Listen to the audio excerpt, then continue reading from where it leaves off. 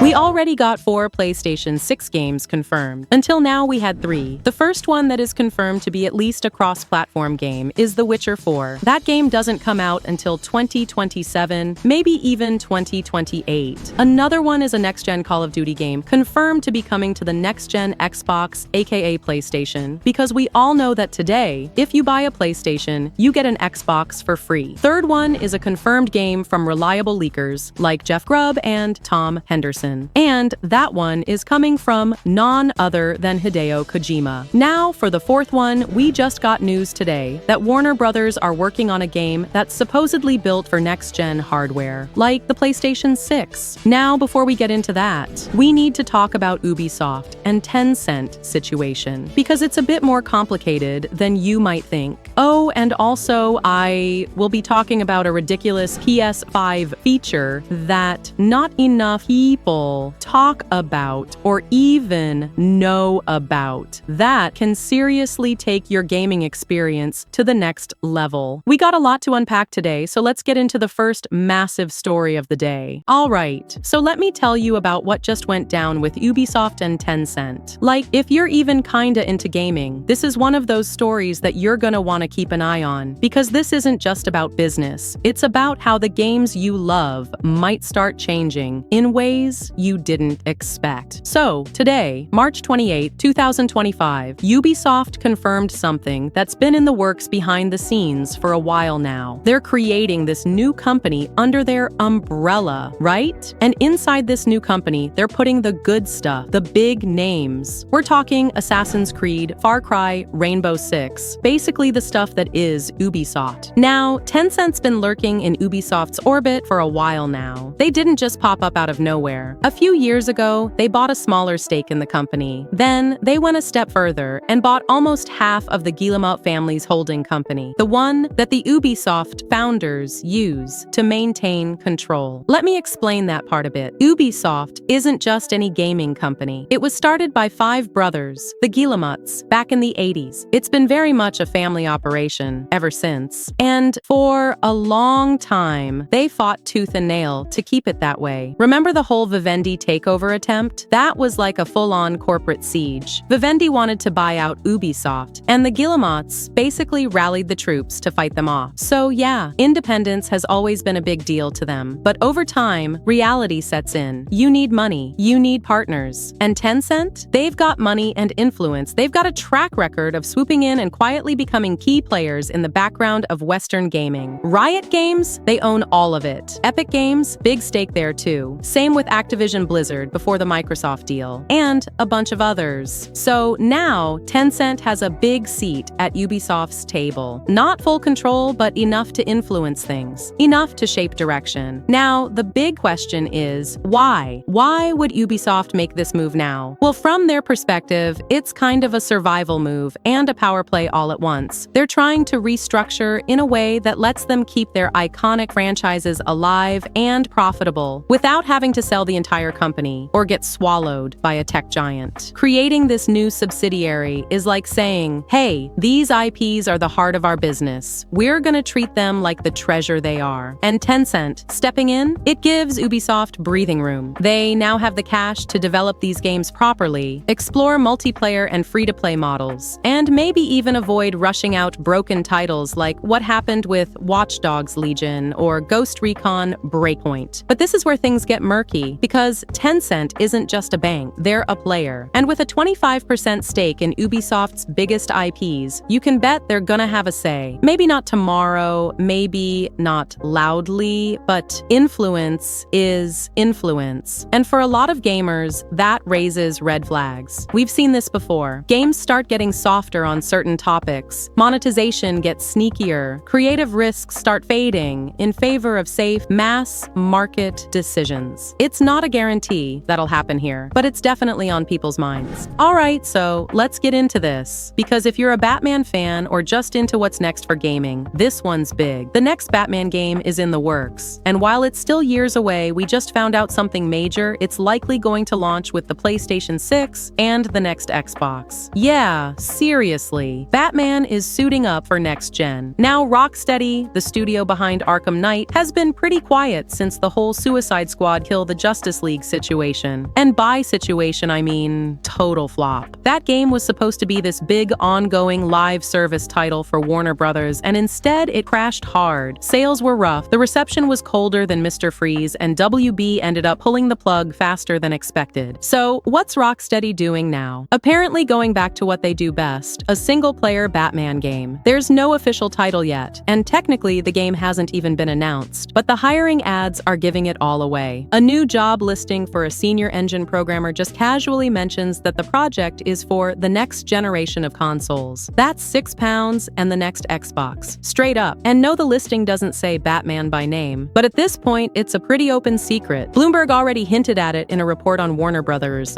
recent struggles, and after the Suicide Squad flop, it only makes sense for Rocksteady to bring the Caped Crusader back to the spotlight. Now here's the thing, it's not a PS5 exclusive like some folks were speculating. There was a rumor floating around about a Batman Beyond game being made just for PS5, but yeah, this job listing clears that up. The next game is going to be multi-platform, built in Unreal Engine 5, and targeting PS5 series PC, and the next generation of hardware. So it's a cross-gen title, kind of like what GTA 6 is doing. And honestly, that makes total sense. If this Batman game drops in, say, 2027 or 2028, which lines up with when PlayStation 6 is rumored to launch, it'd be a bad look if it was stuck on what'll be last-gen hardware by then. But at the same time, not everyone's going to upgrade instantly, so having it on PS5 and Xbox Series keeps the base wide. As for what kind of Batman game this will be, no one really knows yet. Could be a fresh start, could be tied to the Arkham universe somehow. Maybe even linked to James Gunn's DC cinematic reboot. All we know is Rocksteady is hiring like crazy using top-tier tech and needs a win badly. Warner Brothers has been going through it lately. Suicide Squad flopped, Multiverses vanished, and Harry Potter Quidditch Champions didn't land. They've even shut down 3 studios, including Monolith Productions, which was working on a Wonder Woman game, and Player First Games, the devs behind Multiverses, which they literally just bought last year. So yeah, Rocksteady's Batman game is looking like Warner Brothers. Great hope right now. A new gen launch title that could bring back everything we loved about Arkham, but with a whole new level of polish and power behind it. No pressure, right? Insiders say the decision came down to one thing. The content just didn't feel like it was worth the price tag they were considering. Basically, they didn't want to charge players for something that didn't feel like a true expansion. So instead of risking another PR headache, they scrapped it entirely. It stings more because this DLC was real. It was deep in development. Insider Gaming first reported it back in October 2024. It was coming, and now it's just not. But don't worry, Potterheads. The franchise isn't being abandoned. Quite the opposite, actually. Warner Brothers is now shifting full focus to Hogwarts Legacy 2. That's now the very big priority, according to former WB Games president David Haddad, who confirmed late last year that development is already underway at Avalanche Software, the same studio behind the original. Hogwarts Legacy sold almost 35 million copies and still charts in the top sellers list every single month since it dropped in February 2023. That's not just success, that's franchise gold. Alright, so while we're on the topic of Warner Brothers and their gaming division kind of falling apart in slow motion, here's another curveball that just dropped. The Hogwarts Legacy Definitive Edition canceled. Yep, according to a fresh report from Bloomberg's Jason Schreier. Warner Brothers just pulled the plug on the planned re-release and DLC content for Hogwarts Legacy. It was supposed to include around 10 to 15 hours of new content, like a new story quest, side quests, activities, outfits, the usual Definitive Edition glow-up. But now, gone. Alright, look, everyone knows the PS5 is a beast, right? Crazy graphics, smooth gameplay, blah blah blah. We've heard it all. But you know what's actually wild? There are hidden features on this console nobody's talking about. Features so good they're basically life hacks. Like, seriously, did you know your phone can become a second screen while gaming? Or that your PS5 automatically uploads gameplay clips straight to your phone, no extra apps needed? Yeah, neither did I. Stick around because I'm about to show you some of the coolest, most underrated PlayStation features that'll genuinely make you say, how the hell didn't I know this sooner? What a great fucking app this is, man. You know what I love about it most? Especially as a content creator, there's this share button on your DualSense, right? Now, here's the cool thing. If you double tap it, it'll save the last couple of seconds or minutes of your gameplay. I usually set it up to about 1 minute, but you can change it to either 30 seconds or 15 seconds, to capture that perfect moment. So you double tap the share button and you continue playing, right? Now, here's the cool part. That 1 minute or 30-second clip gets automatically uploaded to your PSN account, aka your PlayStation app. Now, when you go to your PlayStation app, guess what you find in your library? Your short clips saved. They all get automatically uploaded there and they stay there for the next 14 days. The best part? No need for installing third-party apps on your PlayStation or manually uploading your clips to the PS app. It just does it for you while you enjoy playing your game. Now, the max length that it'll upload is 3 minutes long. Anything above that will just stay on your PlayStation locally. Secondly, you can text your PlayStation friends while you're playing a game, or you can invite them into your game via the PS app. Isn't that cool? But wait, there's more. You can browse the PlayStation Store with the PS app, you can purchase a game or add a PS Plus title to your library, and even if you're out of town, you can actually download the game to your PS5 while you're not even home. Let's say you're at work, right? And let's say a massive discount just hit the PS Store and you see it on your app during a lunch break. Let's say God of War Ragnarok just got the PS Plus extra treatment. Now, back in the day, you had to drive home from work, turn on your PlayStation, purchase the game, and then download it, right? Or drive to GameStop, for example, buy it, put the disc in, and wait for it to install, plus the day one patch. Today, God of War just got the PS Plus treatment. You just press Add to Library on the PS app, then press Download to PS5 console, and by the time you arrive home, you boot up your PS5 and you're in God of War Ragnarok. How crazy is that? Just because you had the PS app installed on your Android smartphone or iPhone. Granted, your PS probably needs to be in standby mode. Mine is on standby all the time. This allows me to download games and firmware updates when I'm away from home, actually. So every time I boot up my console, any game is ready to go. Other cool things about the PS app are private messaging with friends, browsing the PS Store or PS Plus Store. I don't know. It's just a must-have app for any PS5 owner. If you have a PS5 and never used this app, I don't know what's wrong with you because you're missing out. Voice chat. Did you know you can actually join party chats directly from your phone? Like, your friends are gaming and you're stuck somewhere without your PS5. Just hop into the party chat on your phone and talk to your buddies in real time. Pretty neat, huh? 2. Game notifications and updates. The app will send you notifications about your games, like when downloads are complete or if a new game update just dropped. This way, you're always in the loop, no matter where you are. 3. Remote storage management. Ever had your PS5 storage fill up unexpectedly? With the PS app, you can remotely check and manage your storage, delete games you're no longer playing, and free up space for new games, all from your smartphone. No need to rush home just to delete stuff. Second screen. Functionality. Certain games support a second screen feature where your phone acts as an additional screen, perfect for viewing maps, stats, or other game info. It's basically like a personal assistant for your gaming sessions. View trophies and game progress. If you're someone who likes hunting trophies or tracking achievements, you can see all your stats and trophy progress right on your phone. You can even compare your trophies with your friends to brag or compete. 6. Personalized newsfeed. The app has a built-in newsfeed, personalized just for you, with updates about upcoming game releases, deals, trailers, events, and community posts. You'll never miss out on PlayStation news or announcements again. 7. Customize your profile. You can change your profile picture, status message, and even edit privacy settings directly from the app. It's super convenient, especially if you're away from your console and still want to update your PSN profile. Here are some genuinely cool, lesser-known PS5 features that most people miss out on. Game presets. You know how every time you start a new game, you have to go through settings like choosing difficulty or graphics mode. On PS5, you can actually set your preferences once, and it'll apply to every game automatically. For example, you prefer inverted controls or subtitles? Set it once in your console's settings and never bother again. Activity cards. Ever notice those little activity cards popping up when you press the PS button during gameplay? They let you jump directly into specific missions or checkpoints within supported games. No menus, no loading screens. Super handy if you're short on time or stuck on a level and want to skip ahead. Spoiler warnings. This one's pretty underrated. You can set your PS5 to automatically hide screenshots, trophies, or activity cards that might might contain spoilers for games you haven't finished yet. It basically protects you from accidentally spoiling your own fun. Genius. Accolades. You know those positive badges you can send to other players after an online match? A lot of gamers miss this entirely. You can reward teammates for being helpful, good at the game, or just being friendly, promoting a better community vibe. 3D audio customization. We all know PS5 has amazing 3D audio, but did you know you can actually tweak it to fit your ear shape specifically? In sound settings, there's an option called Adjust 3D Audio Profile, letting you find the perfect personalized sound experience for your ears. Screen zoom shortcut. Want to zoom in on your screen quickly? Just press the PS button plus square button simultaneously. This magnifies your screen instantly. Great for reading small text or checking details in games with busy HUDs. Accolades for multiplayer. After multiplayer matches, you can send quick accolades like good sport, helpful, or welcoming to other players. It's like a positive rating system, really cool for encouraging good behavior online. Remote play via mobile and PC. Aside from the well-known remote play feature, some people don't realize just how easy it is to stream your PS5 gameplay directly onto your smartphone or PC, even outside your home. Imagine playing Spider-Man on your phone at the office. Just don't get caught. PS5 doesn't officially have a web browser, but if you send yourself a web link through messages, it opens up a hidden browser right on the console. Sneaky, huh? If you have a PS5 and haven't explored these yet, you're definitely missing out on some hidden gems. All right, let's talk about something kinda wild that's happening in gaming right now. Two of Xbox's biggest games, Indiana Jones and the Great Circle and Forza Horizon 5, are headed to PS5 this April. Indy drops on April 17th and Forza rolls in on April 29th. But here's the crazy part right now, they're the top-selling pre-orders on the entire PlayStation Store. Yup, Xbox games. On top, on PlayStation. If you open up the pre-order section on the PS Store, the games are listed by best sellers by default. And boom, right there at the top are Indy and Forza. Not just the standard editions either. The premium editions are right behind them. That means Xbox now holds 4 of the top slots on the PS5 store. That alone is huge. But when you look at what they're outselling, that's when it gets really crazy. Death Stranding 2 is sitting just below them. This is a major PlayStation exclusive. It's been hyped for months, especially after that big release date reveal. You'd think it'd be dominating the charts. But no, PlayStation players are more excited about picking up Xbox games right now. And Forza's staying power is especially impressive. That pre-order's been live for a month. It should have dropped off by now, but it hasn't. It's still holding firm at the top. All of this is proof that Xbox's new strategy, putting their exclusives on other platforms, is actually working. So let's talk about GameStop. And yeah, it's not looking good. After already shutting down a quarter of its stores last year, over 1,000 locations gone, GameStop just said, "We're not done yet." According to a new regulatory filing, they're planning to close a significant number of additional stores in the coming months. They haven't said exactly which ones, but the message is clear. The slow fade continues. Most of the closures have hit the US hardest, where 590 stores shut down recently, leaving only about 2,300 in the country. Europe saw over 330 closures. Canada and Australia lost nearly 50 combined. And globally, GameStop's total store count is now 3,203, which is wild considering they were pushing 6,000 stores just a decade ago. So yeah, the golden era of walking into a GameStop and grabbing a used copy of Halo 3 or trading in a stack of games for 12 store credit, that's fading into memory. GameStop's been struggling to adapt for years. Like, let's be real, people don't buy physical games like they used to. Digital downloads, online stores, subscription services, cloud gaming, the landscape shifted hard, and GameStop just didn't keep up. And then there's the whole meme stock thing from 2021. Remember that? The internet basically turned GameStop into a symbol, ran the stock up, made headlines, made millionaires, and broke a few hearts too. But that wave eventually died down, and now we're back to reality. Here's where things get a little weird though. Instead of doubling down on retail, GameStop's now saying, hey, what if we put our cash into Bitcoin? Yeah. In the same filing, they announced they might start investing a portion of their cash or even future funding into cryptocurrency, Bitcoin to be specific. The idea is to use it as a treasury reserve asset, kind of like how companies like Tesla dabbled in crypto during their high-flying phases. But let's call it what it is, a last-ditch pivot. Retail and analyst Neil Saunders put it best. He said GameStop's move into crypto is a defense against irrelevance. Like, it's not even really a retail play anymore. It's them trying to morph into some kind of investment vehicle. Wild. That said, the market loved the crypto announcement. GameStop's stock jumped 16% in pre-market trading after the news broke. So, yeah, the same meme stock vibes that boosted them before are still simmering. But big picture, GameStop's slowly disappearing from the real world, one shuttered store at a time.